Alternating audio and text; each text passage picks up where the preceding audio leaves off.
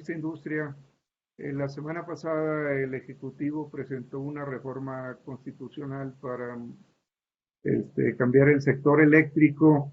La hemos estado analizando y vemos muchos inconvenientes y nada ahí favorable en esto. Entonces, quisiera ahí presentarles lo que es la iniciativa y para que tengan todo el mundo la misma información. Aquí está. Como le decía, se presentó la reforma al sector eléctrico. ¿En qué consiste esta reforma? Modifica los artículos 25, 27 y 28 de la Constitución y contiene no artículos transitorios. En realidad no es un documento muy extenso.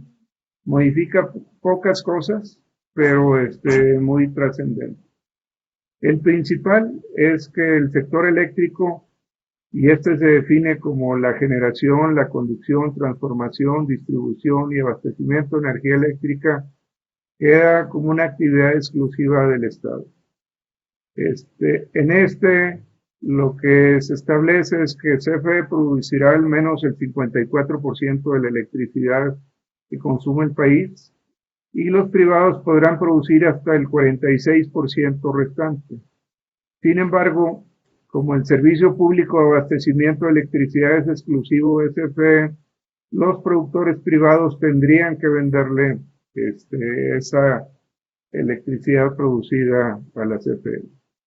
Y la otra que es muy grave es que los permisos de generación eléctrica otorgados y los contratos de compraventa de electricidad con el sector privado se cancelen.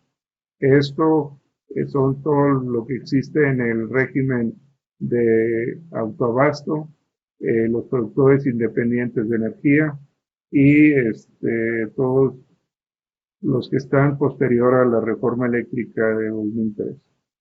Entonces, lo que están haciendo es anular los modelos de las centrales de productores independientes de energía, las subastas de largo plazo, las centrales eléctricas construidas a favor de la reforma energética de 2013 y las centrales eléctricas de autoabastecimiento auténtico que hayan operado conforme a los términos legales establecidos en la Ley del Servicio Público de Energía Eléctrica, lo que se conocía como la LESP de 1992.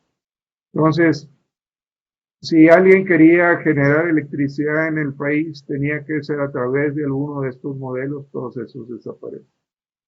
Como les comentaba, la energía generada por el sector privado podrá ser adquirida únicamente por CFE y no se considerará energía generada por las centrales de autoabasto, lo que ellos consideran no auténtico, y los excedentes de los productores independientes de energía.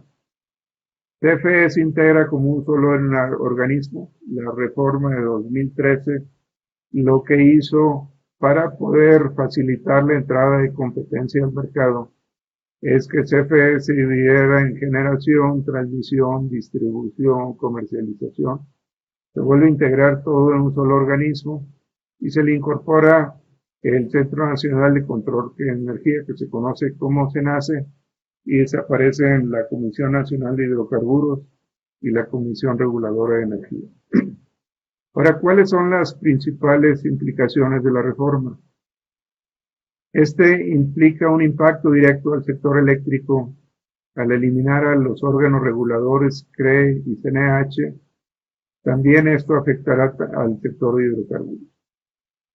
Es una contrarreforma de las reformas realizadas en 1992 y 2013, no solo esta última, es, para fines prácticos, regresar a la época de los 70s con un monopolio de Estado.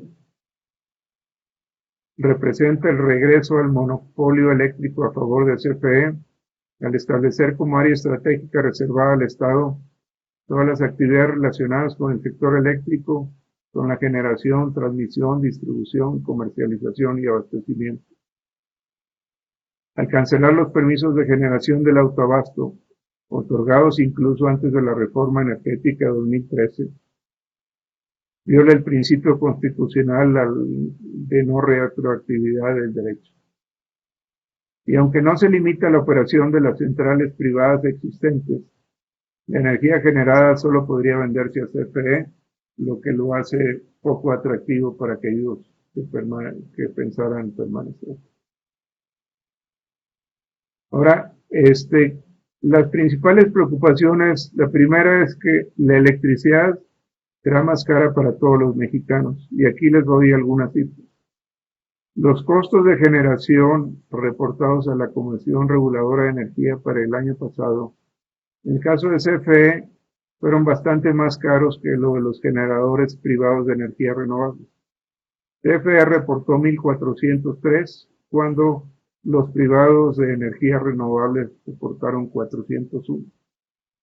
Y a esto sumamos el resto que está en régimen de autobasto, que hay muchos ciclos combinados, donde su costo es del orden de los 800 pesos por megawatt hora, y sacando un promedio del sector privado, el costo de generación sería ligeramente abajo de los 700 pesos, que es menos de la mitad de lo que le cuesta a CFE. Entonces, el garantizar que CFE siempre opere sus plantas, pues eso lo que va a implicar es que algunas del sector privado dejarán de funcionar. Y esto se va a reflejar en un costo promedio de generación más alto. Y por lo tanto, o va a haber mayores tarifas eléctricas y precios de los productos finales al aumentar los costos de producción de bienes y servicios, o mayores subsidios con el impacto que puede tener en reducir los recursos otorgados a otros programas sociales o impactar las finanzas públicas. Y algo que es muy claro es la pérdida de competitividad de las empresas mexicanas. Dado esto, que se puede calificar como una expropiación indirecta, es muy probable que los inversionistas recurran a la protección que les dan los tratados que tienen firmados México, ya sean tratados de libre comercio como el TEMEC o como el TPP, o los acuerdos de inversión, de protección, de inversión de inversionista-Estado que tiene firmado México con muchos países. Y eso lo que resultará ya después de los arbitrajes es que habrá que compensar a los que invirtieron porque les están cambiando ahí las reglas del juego. Y eso se estima que el gobierno mexicano terminaría indemnizando por más de 60,000 millones de pesos. Ahora, es probable que también vaya a haber apagones por falta de inversión en el sector. Y aquí les doy otros datos. Hay algo que se conoce. Primero, los sistemas eléctricos en el mundo siempre operan con un margen de reserva. Esto para poder absorber salidas no programadas de plantas o mantenimientos, etcétera. Entonces, en el caso de México, ese margen de reserva operativa se definió que debía ser al menos del 6%. Cuando se opera abajo del nivel mínimo definido, se generan algo que se conocen como estados operativos. Esto lo reporta el PENACE mensualmente. Y estos se pueden calificar de alerta cuando se está bajo el 6% de margen de reserva, o de emergencia cuando se está abajo del 3%. El número de estados operativos del mes de agosto fue récord de toda la historia. Nunca habíamos tenido un mes con tantos estados operativos. Esto quiere decir que el sistema estuvo operando abajo de los niveles mínimos de reserva que se tienen establecidos. Y luego en septiembre, aunque hay una mejora en el número de estados operativos, y esto porque baja el consumo al terminarse el verano, sin embargo, si comparamos los septiembres de los últimos 5 años, el septiembre de 2021 es el que reportó el mayor número de estados operativos de esos últimos 5 años. Entonces, eso lo que nos dice es que el sistema está pescado de alfileres, no hay mucha capacidad sobrante y por lo tanto, al al dejar de operar plantas privadas, es probable que vaya a faltar energía. Y esto lo complementamos con que el consumo de energía en el país aumenta del orden del 3% anual, solo para mantener, acompañar ese crecimiento en la demanda, tendrían que invertirse, se estima del orden de los 87,000 millones de pesos anuales, solo para mantener el poder satisfacer ese 3% de crecimiento.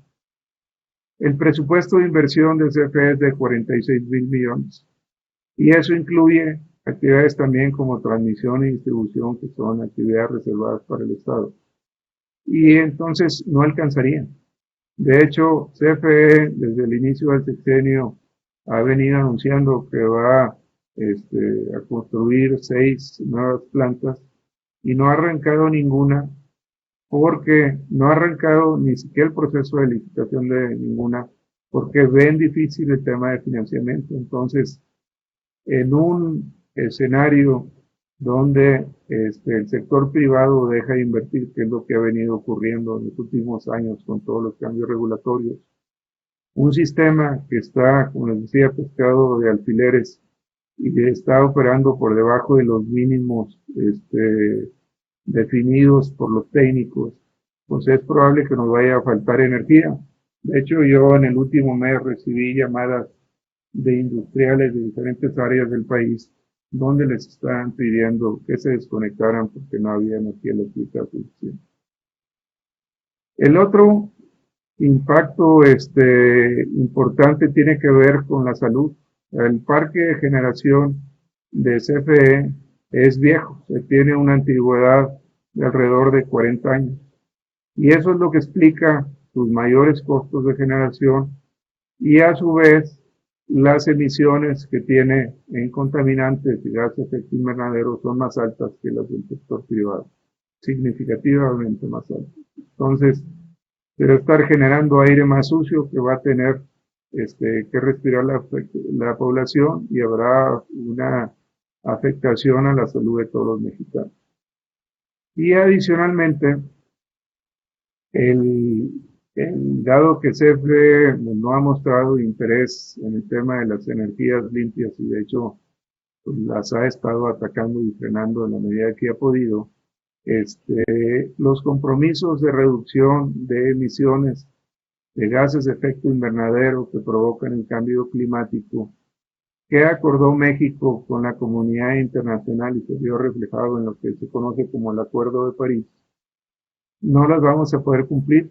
De hecho, la mayor reducción venía del sector eléctrico precisamente porque ese cambio de mezcla en la generación, dejando aquellas altamente contaminantes como son el carbón, el combustible del diésel, y siendo sustituidas por plantas de energía limpias como la eólica o la solar. Entonces vamos a estar en violación de los acuerdos internacionales, pero más grave que eso es que vamos a estar afectando ahí la salud de todos los mexicanos.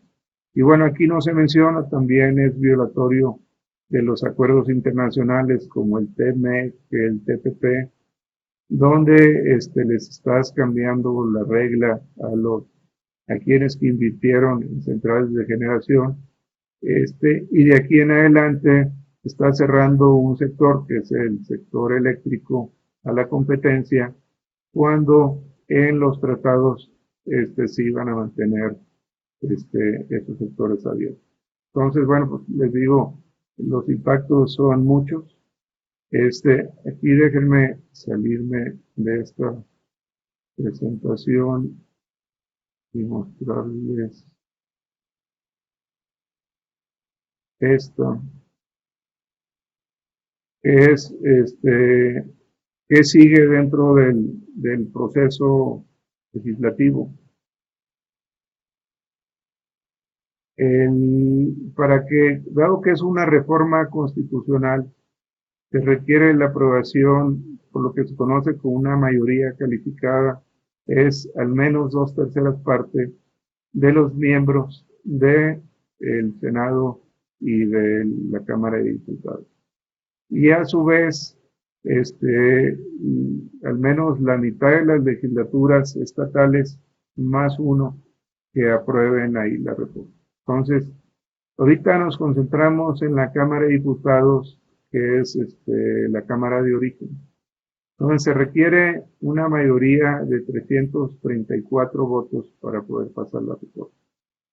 Y aquí vienen los diferentes ejercicios, o sea, lo que es Morena con el PT y el Verde le dan 277 votos, le faltarían 57. Si a le sumamos al PRI, pues darían 348, donde ya quedarían sobrados para pasar. Si le sumas a Movimiento Ciudadano no es suficiente, o si el Verde, que votó en contra de la reforma a la ley de la industria eléctrica, que eran muchos de estos conceptos, que esta fue presentada en el mes de febrero de este año como iniciativa preferente, el Verde votó en contra precisamente por todos los efectos que tienen sobre la salud y sobre el medio ambiente. Entonces, sin eso, sin el Verde no podría pasar la reforma, aunque estuviera el PRI. Entonces, estos son los escenarios. Lo otro que los que se han pronunciado hasta el momento dice que la van a rechazar, están siendo el PAN, el PRD y Movimiento Ciudadano. El PRI lo que dijo es que se iba a estudiar. Y en el Senado, ahí les faltan menos votos. Se requiere una mayoría calificada de 85 votos. Ahorita tienen 77, entonces solamente les faltan 8. Que esos, bueno, lo pueden sacar el PRI sin mayor problema. Incluso si el PRI votara a favor de la iniciativa, no necesitarían al Partido Verde. Y por el lado de las legislaturas estatales, ya con los resultados de las elecciones del año pasado, Morena tiene ya más de la mitad de las legislaturas, cuenta con 18, cuando requeriría únicamente 17. Entonces, en la parte estatal creemos que no tendrían problema para conseguir los votos. Entonces, esto les da una idea de lo que es la reforma, los impactos y el proceso legislativo que se viene para adelante. Espero que esto les sea útil y muchas gracias. Hasta luego.